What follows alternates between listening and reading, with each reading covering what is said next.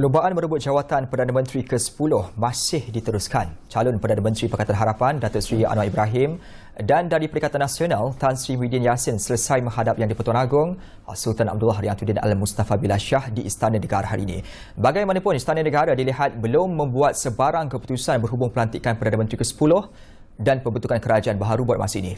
Bagi mendapatkan analisis terkini polemik pelantikan Perdana Menteri, kita akan bersama dengan penganalisis politik dari Akademik Pendidikan Strategik Nusantara NASR, Dr. Azmi Hassan. Assalamualaikum, Doktor.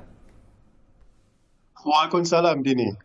Baik, terima kasih bersama dengan Bulletin Bernama waktu ini. Doktor, kalau kita lihat bagaimana pendirian dikeluarkan oleh Dewan Barisan Nasional pagi tadi mengatakan tidak menyokong mana-mana pihak. Malah petang tadi juga, Perikatan Nasional menyebut bahawasanya juga tidak akan menyokong PH. Jadi sampai bila polemik ini akan berakhir? Doktor, bagaimana pandangan anda? Ya, betul, Dini. Mahu tidak mahu, Barisan Nasional adalah dikatakan kingmaker-nya yang akan menentukan siapakah kerajaan persekutuan ataupun siapakah Perdana Menterinya.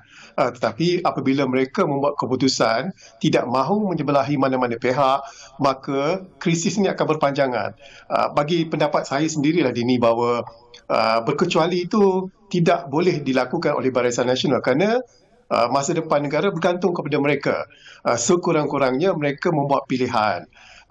Kalau tak nak menyertai kerajaan pun tak apa, tapi memberi kata sokongan kepada siapa? Sama ada Tan Sri Muhyiddin ataupun Datuk Seri Anwar Ibrahim. Kerana dengan 30 kerusi itu, Dini, keputusan itu akan mengubah percaturan ataupun permutasi ataupun gabungan blok. Jadi bagi saya sendiri, sebab itu Yang di-Pertuan Agong bertitah besok Baginda akan berjumpa dengan seorang-seorang ahli Barisan Nasional seramai 30 orang ahli parlimen itu. Jadi bagi saya berkecuali itu tidak cukup. Dalam keadaan sekarang mereka tidak boleh berkecuali. Kalaupun tak nak menyertai, seperti saya kata tadi, sokong daripada luar. Sama ada Tan Sri Muhyiddin ataupun Datuk Seri Anwar. Itu sebaik-baiknya untuk menyelesaikan masalah ini, Dini. Doktor, tadi disebut bahawasanya Perikatan Nasional telah pun menyerahkan lebih daripada 112 sokongan terhadap Perdana Menteri di bawah Perikatan Nasional. Malahan ianya telah disebut sekali lagi petang tadi, namun masih lagi tidak ada keputusan yang diberikan bahawasanya majoriti itu diberikan kepada Tan Sri Muhyiddin. Persoalan saya ketika ini, apakah pertimbangan yang sepatutnya dilihat oleh Yang di-Pertuan Agong? Adakah melihat daripada SD itu tidak cukup? Ianya perlu berdasarkan kepada en blok parti. Ya, seharusnya ianya mesti berdasarkan kepada keputusan en blok parti. Sebab itu juga bila akta anti lompat parti diluluskan, maksudnya adalah nak mengekang keputusan seorang ahli parlimen individu itu boleh mengubah kerajaan.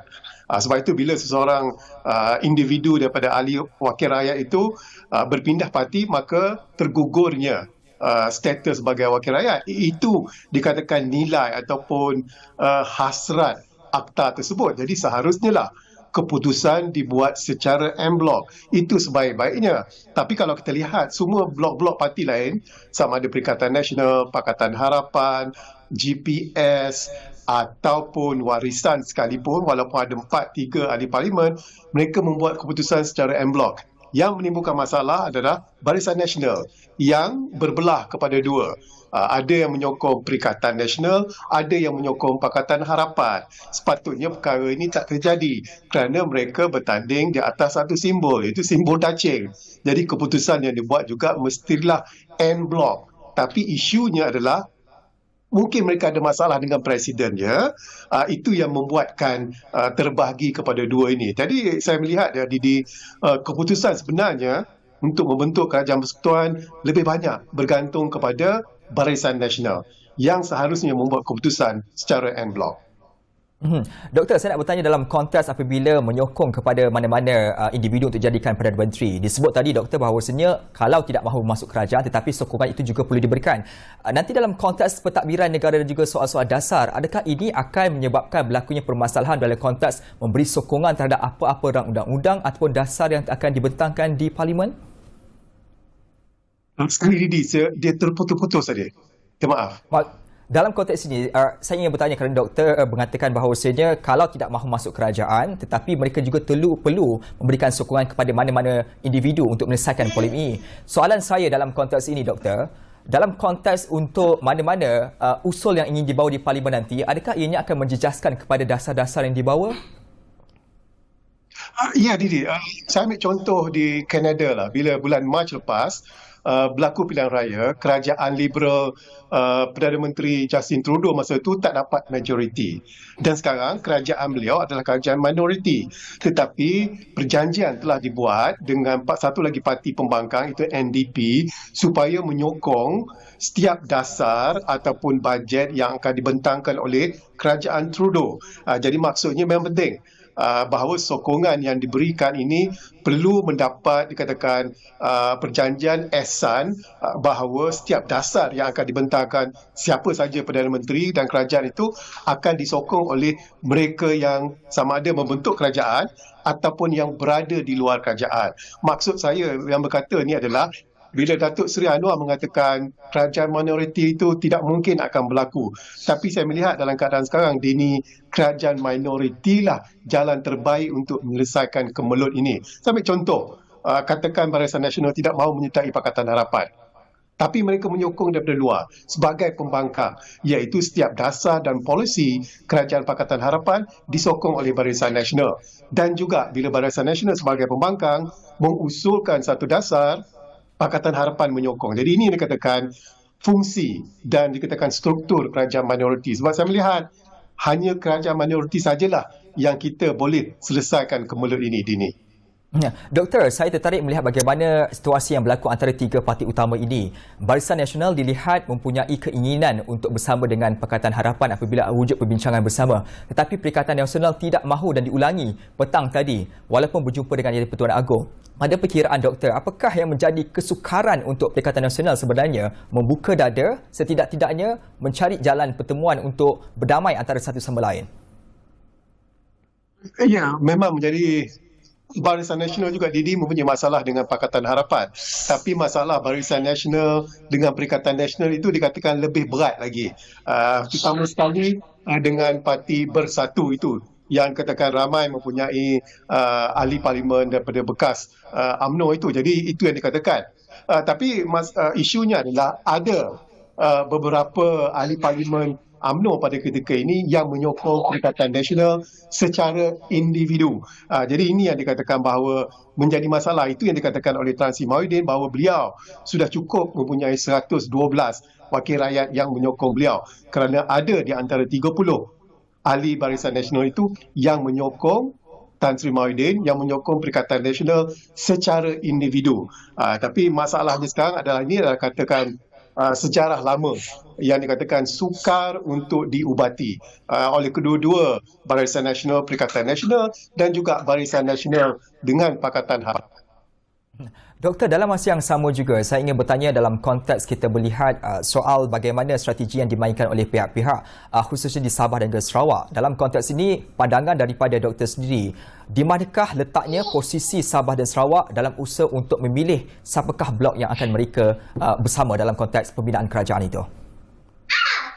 Ya, Didi, sebentar tadi sebelum kita ke udara, Datuk Seri Anwar menyatakan Seri Paduka telah bertitah bahawa kerajaan yang bakal dibentuk itu perlu merangkumi semua kelompok masyarakat. Okey, itu pertama.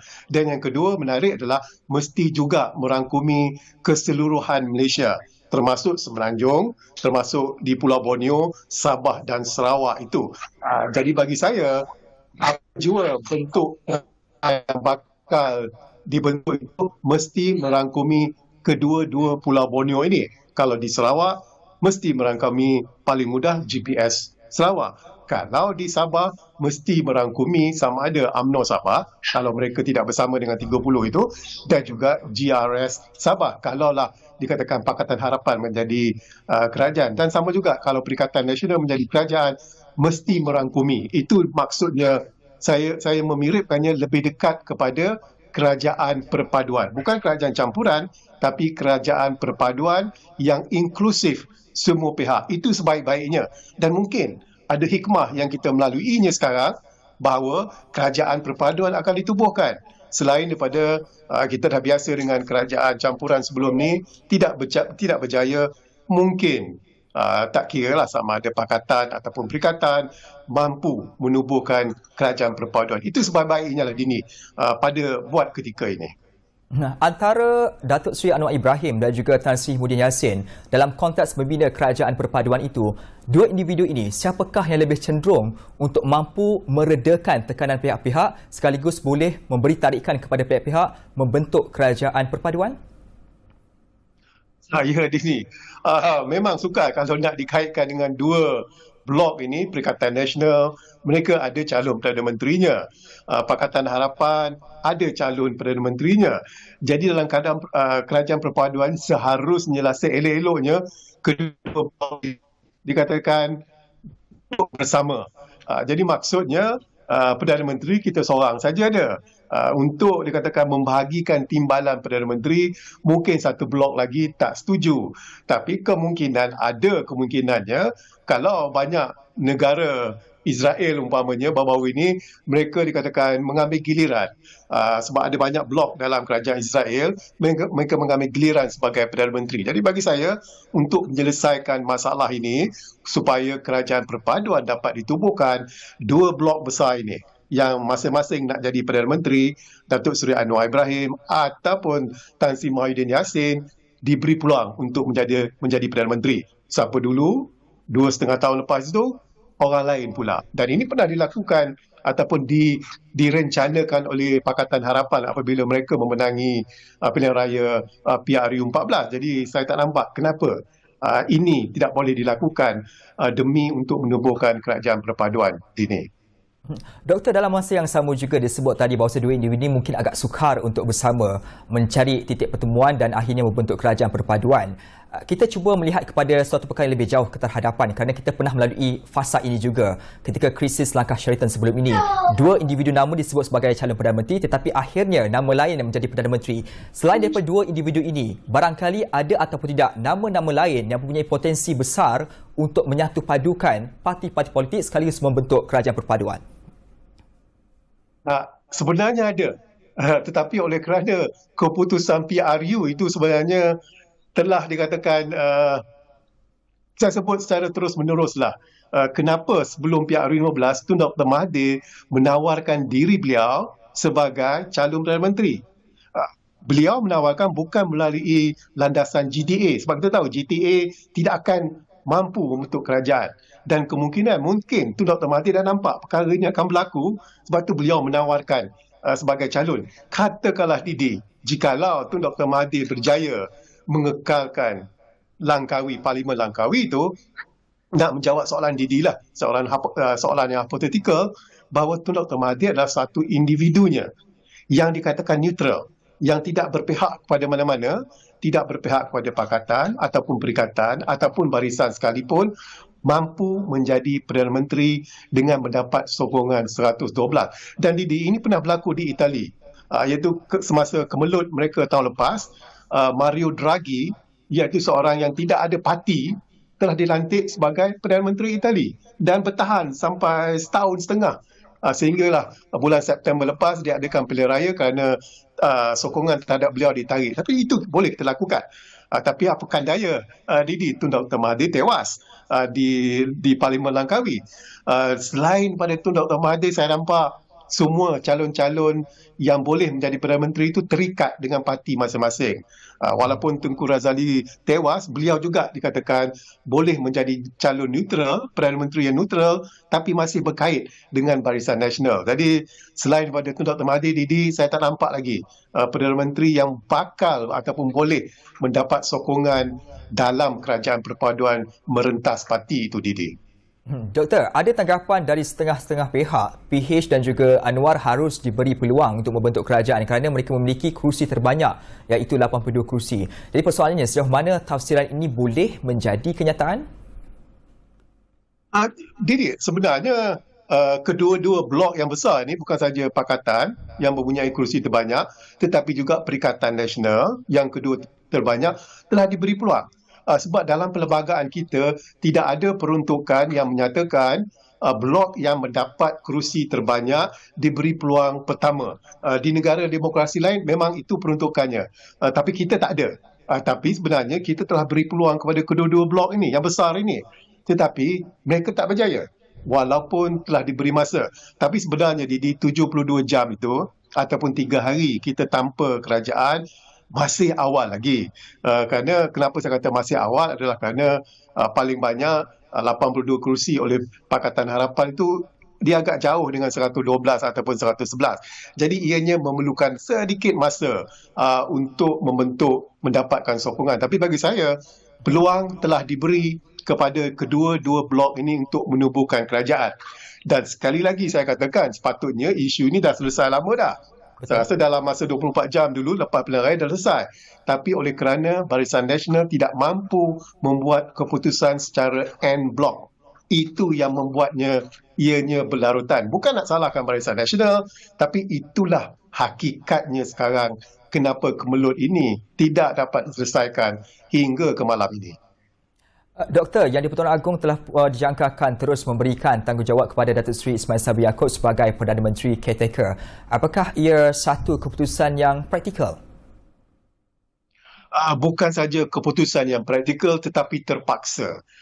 Seperti Datuk Seri Ismail Sabri cakap tadi, kalaulah perkara ini berlanjutan masuk ke bulan Disember, maka bulan Januari pembayaran gaji kepada penjawat awam mungkin tersekat kalau tidak dibawa bajet ini ke Parlimen. Dan bukan saja pembayaran gaji, mungkin ada banyak lagi keputusan-keputusan dasar yang terpaksa dan ataupun hanya boleh dibuat oleh Perdana Menteri sahaja agak tertunggak pada masa ini.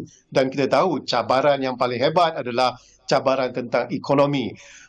Negara memerlukan strategi, kerajaan memerlukan strategi bagaimana untuk menangani krisis ekonomi ini, krisis inflasi.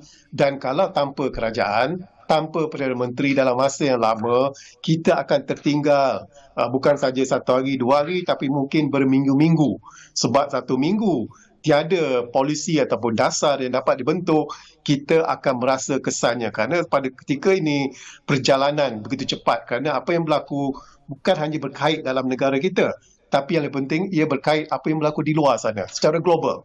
Jadi sebab itu kita memerlukan Perdana Menteri yang boleh membuat dasar. Saya tak pasti Perdana Menteri caretaker ni sementara ni sejauh mana kekuasaan Perdana Menteri sementara Datuk Seri Ismail Sabri dapat membuat dasar. Dan kalau boleh buat dasar yang melibatkan fiskal ataupun kewangan, sejauh mana, sebanyak mana. Jadi itu yang kita bimbangi kalau perkara ini berlanjutan, Didi.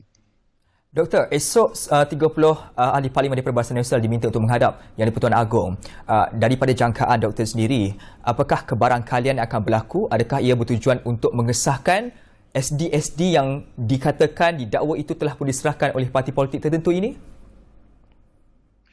Ya, sudah pasti Yang di-Pertuan Agong ingin memastikan. Sebab tu bagi Barisan Nasional dipanggil secara individu, seorang perseorangan. Kerana mereka tidak boleh membuat keputusan secara en blok. Dan pasti akan ditanya satu persatu individu ini siapakah sokongan mereka. Sama ada Perikatan Nasional ataupun Pakatan Harapan.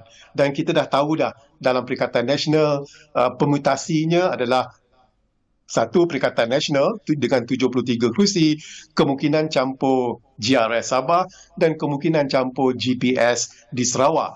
Dan kalau dicampur dengan individu daripada ahli Parlimen Barisan Nasional, kalau cukup 111, mungkin Perikatan Nasional diberi peluang untuk menubuhkan kerajaan. Tetapi katakanlah Pakatan Harapan itu ada individu yang menyokong Barisan Nasional, maksud saya ada Barisan Nasional yang menyokong Pakatan Harapan, dan Pakatan Harapan juga telah dikatakan mengaitkan dengan mendapat sokongan daripada individu-individu lain.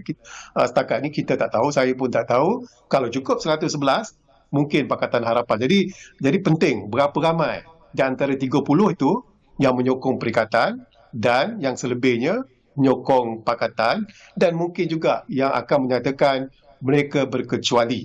Itu adalah dikatakan 3 kemungkinan yang akan berlaku 10 pagi besok bila Baginda Yang di-Pertuan Agong menemui secara individu setiap 30 ahli Parlimen Barisan Nasional. Tadi kita bercakap soal kerajaan caretaker yang terpaksa untuk digunakan ketika ini kerana tidak ada gabungan mana-mana yang membentuk kerajaan.